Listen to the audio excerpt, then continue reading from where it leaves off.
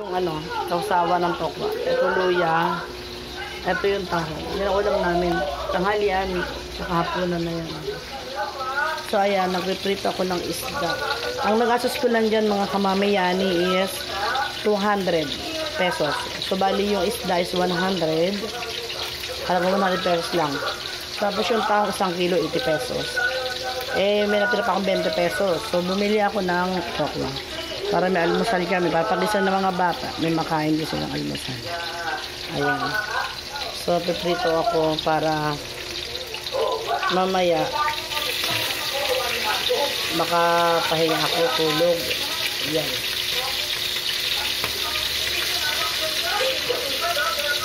Aray, tumatalsik ang bakla. Ayan. So, ayan na nga.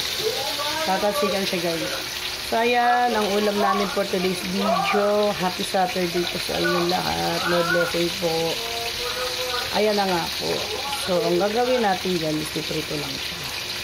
So may sabaw naman ako yung tahong. Ay yung isda.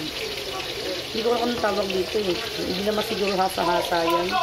So alam eh. Sana po isda. At alam ko kinakain ko yan. Bata pa ako. Yan. Tapos yan. Ito guys yung suka.